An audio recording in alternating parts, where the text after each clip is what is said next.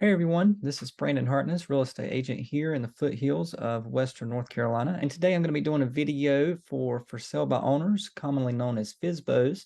And of course, those are property owners who are looking to sell their property on their own.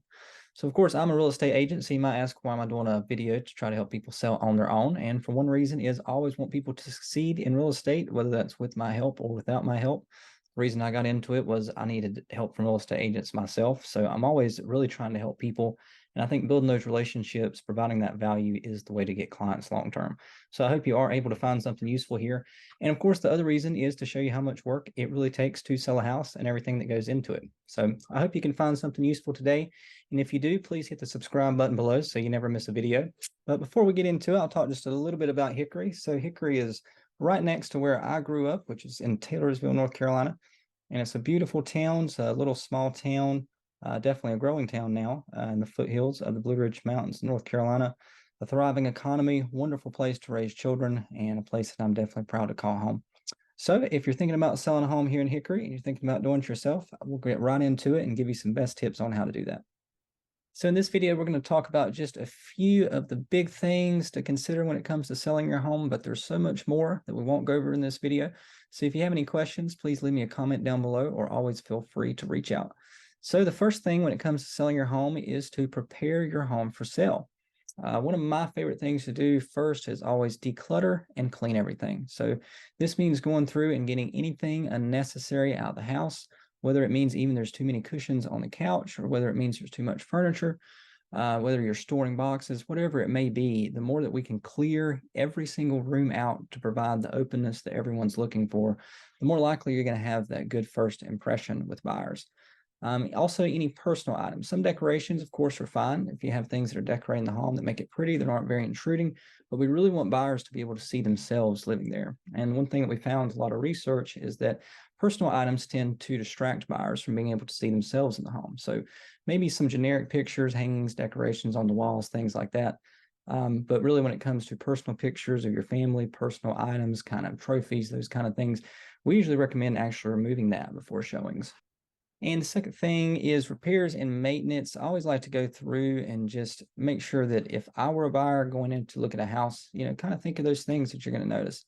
If you notice there's a leak under the sink, if there's some water damage under the sink, if there's maybe some water damage on some drywall somewhere where the hot water heater is, those things aren't really a huge deal, especially if we're like a lot of homeowners, we've lived in our homes for a long time. We know that these things aren't detrimental to the home themselves. We know that the home's in good shape. They're just kind of cosmetic repairs that need to be done.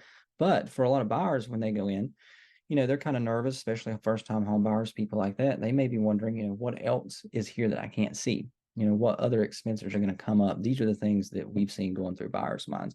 So we always try to recommend to our sellers to go through, even if it's just a minor repair. Oh, it wouldn't be but a couple $100s, a couple hours to fix. Doing several of those little things, even though it may not take a lot of time and money, can actually result in getting that first impression from that right buyer who will get you the best offer. So I'm not going to get into a ton of detail on that, but just those basic repairs and maintenance, I would tend not to overlook that kind of stuff. Staging is another thing. Depending on your home's price range, of course, the staging can vary.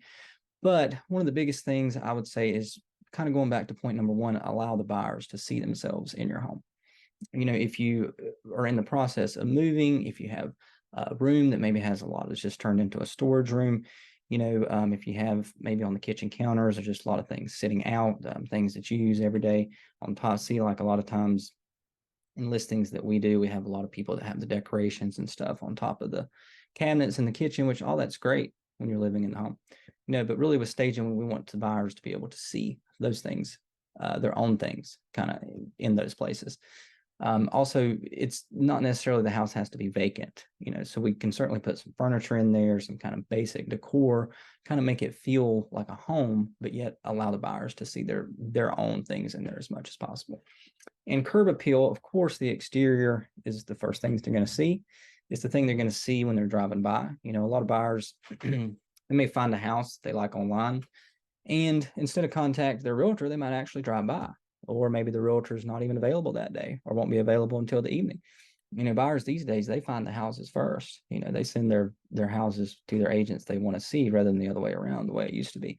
So curb appeal might even impact your home before the showing itself. Buyers could show up before even they've scheduled a showing with you as the homeowner. You say, well, we'll get this ready for the weekend. They may be driving by before the weekend. So we always want to make sure that the lawn, the bushes, the trees, exterior paint, exterior porches, all those kind of things, if you drive by your house, kind of the test is to drive by your house and kind of think, what would I think if I drove by the house? Of course, if the lawn's a little shabby, if the bush is, a little overgrown, we as the homeowners living there know those things aren't a big deal. It'd take maybe a long Saturday to get those things kind of fixed. But for buyers, they kind of look at it and it gives a general impression of the home. If they drive by and they see the lawn's perfectly mowed, the bushes are perfectly trimmed, all those things are done, it kind of gives them the impression that, hey, this house has really been taken care of. People have a lot of pride in the property.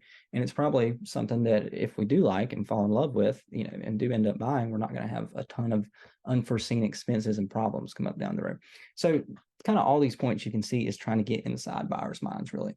It's not about like we're going through with repairs and maintenance that there's something seriously wrong with your property. It's kind of how it makes buyers feel. So, of course, that's something we get into with all our clients in a lot more detail when it comes to how we make buyers feel, how we generate the most interest, and how we are able to get the highest price because we're able to generate the largest number of buyers to the property, focusing on all these little details. But that's something we get into in other videos. So on to the next section we're going to talk about today, which is pricing your home. So, of course, you're going to be doing this on your own. So you can, first of all, research the market. There's a ton of information online now. Everybody starts with Zillow. It's not necessarily accurate. Sometimes it is, depending on which neighborhood you're in. But one of the best things to do is to kind of look at things that have sold maybe in the past 6 months or so. You have to, be mindful of how the market changes, but kind of look at things that have actually sold in the past 6 months or so near your home. You can look at different factors like number of bedrooms, number of bathrooms, square footage. Has the home been updated? And you can kind of do that with a certain number of properties to try to get somewhat of a comparison of what these different features might add or subtract if a property does or does not have them. And you can kind of get a general idea of what your house may be worth. And so when it comes to pricing, it's definitely not an exact science. That's why I would recommend hiring a real estate agent, because a lot of times we are actually able to get you more money for your home, even with the commission. And one reason for that is that we're able to take the unique features of your home that buyers are looking for and market them first and foremost in order to get that higher price. Number of bedrooms, bathrooms, square footage, whether it has a garage, those things are important, but there's always unique features of each property that make it stand out. So just a general tip on this would be kind of think of those things that made you fall in love with the property or why you built that property. Focus on those things using the data that you can find of homes that have sold in certain price points that we know are important, like the $25,000 increment, the $100,000 increment. We'll go over that more in other videos. But you can kind of use those things to get an idea of where to price your home based on your goals and how quickly you want to sell and what you need to net from the sale of the home. And you can price it to where you can get the most number of buyers interested with the greatest chance of getting the offer that's best to you. Now, of course, like I said, it's not an exact science. It's very complicated, and I would love to help you with that. Even if you're not considering listing your home at all, you just want some opinion on price or things that have sold or what you should do, please reach out to me. I would love to help you in any way I can. And really nothing you consider is maybe going and touring some of the homes that are for sale that are listed by a real estate agent. Some homes you have to have a pre-approval letter to get in, but some homes you are able to get an agent, go show. Take a look at those homes, see what your competition is, because to a large degree, that's what buyers are going to be doing, is they're going to be looking at your home, looking at other homes in a similar price range and kind of comparing the two. So that's something we do for our seller clients when we get ready to list a home, kind of look at what's on the market, may even take them to look at some homes on the market. So that's something, that may be able to be helpful for you too. All right, so once you have your home actually on the market, we're going to talk about marketing your home.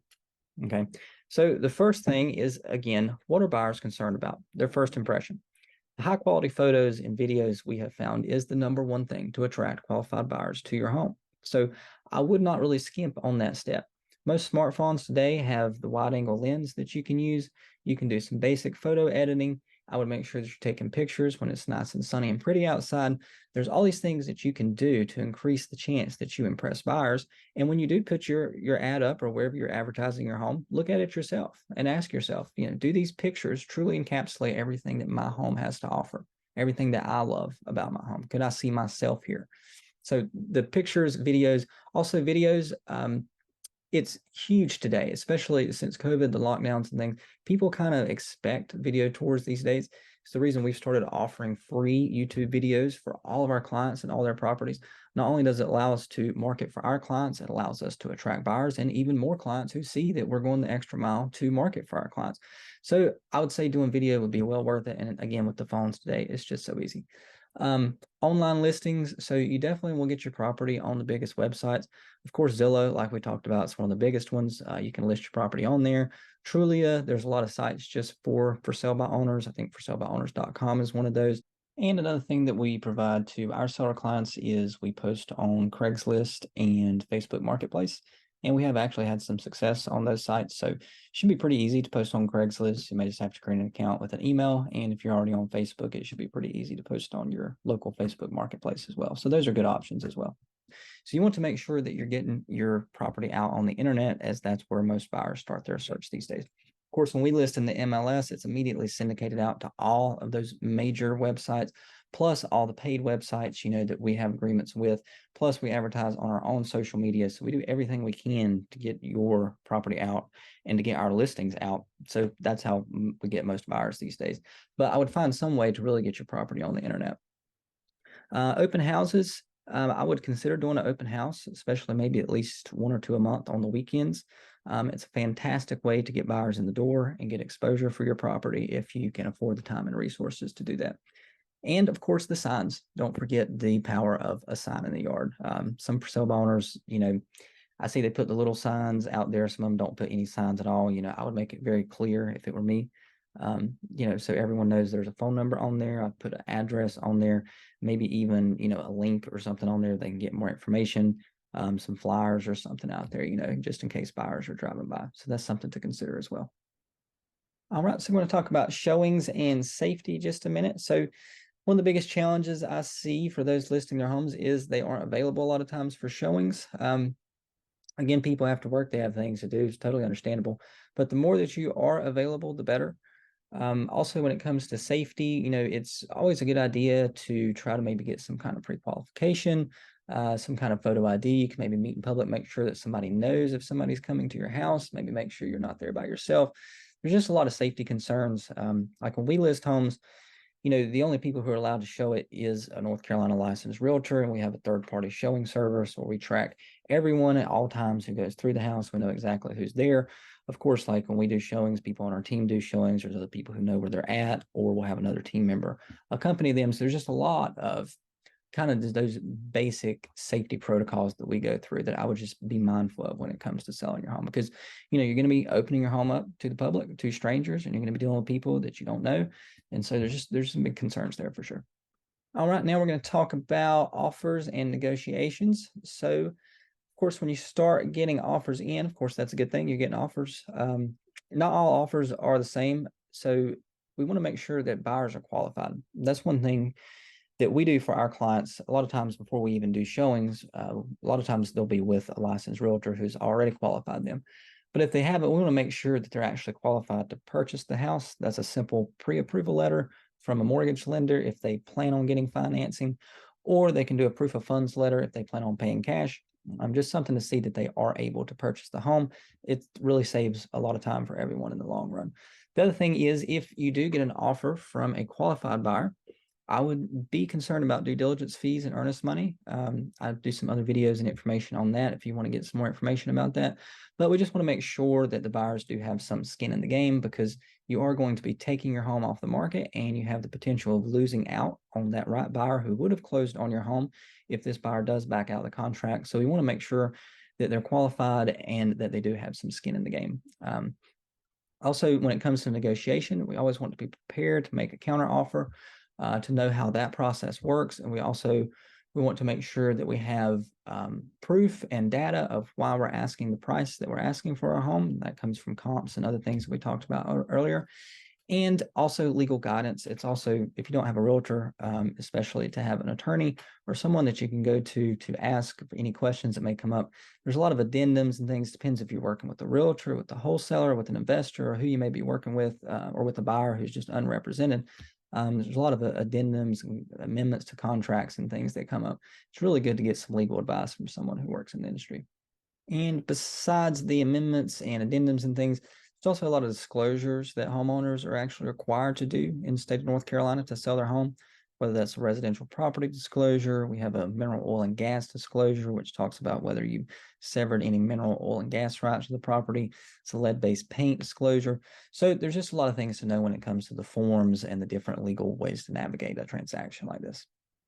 All right, and one final thing we'll talk about when it comes to selling your home on your own is be willing to work with a buyer's agent.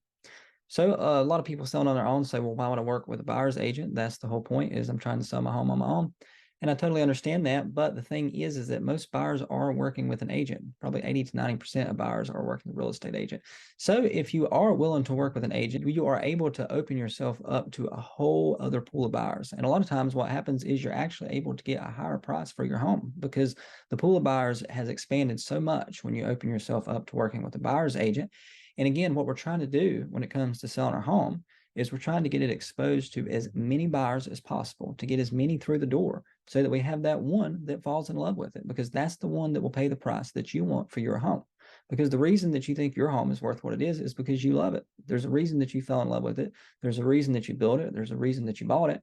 And there's a reason that somebody else will feel the same way. The trick is to get them in the door and to get them feeling that way. So if you let yourself work with a buyer's agent and you do the other things that we talked about in this video, you're much more likely to find that one buyer who will fall in love and who will pay the right price for your home. So I really appreciate you taking the time to watch my video. I hope you do understand this is just a few of the things we can talk about when it comes to selling your home. There's a ton of things when it comes to getting your home ready, when it comes to marketing your home, when it comes to showing your home, when it comes to dealing with negotiations and offers and repairs and all those things. If you want to do it on your own, I totally understand. That would have totally been me before I got into real estate. So I try to help for sale by owners. I have helped a lot of for sale by owners. I've seen a lot for selling their own, and I've helped a lot list and sell on their own, and a lot of them are my clients now. So regardless of whether you do use a real estate agent or not, I hope you can see how much really goes into selling a home. And I do wish you the best of luck with it. And regardless of whether you decide to use an agent or not, I would still encourage you to reach out to me anytime if my team and I can help you in any way. Like I said, we've helped a ton of for sale by owners. Would love to help you too. Whether we ever get to list the home or not, we'll help you in any way that we can. So please feel free to reach out. Any questions you may have, if you have issues dealing with agents or investors or wholesalers, any of these things that come up, we know when selling your home, please feel free to reach out. Thanks so much for watching. Hey everybody, it's Brandon Hartness, real estate agent here in the foothills of Western North Carolina. And I thank you so much for checking out my YouTube video and my YouTube channel. And I hope so much that you were able to find something that's useful to you. But most of all, I hope you now feel comfortable enough to be able to reach out to me anytime if I can help you at all. Call, text, email, find me online or on social media. However is best for you is best for me. I'd love to hear from you and help you any way I can here in North Carolina. Thanks so much.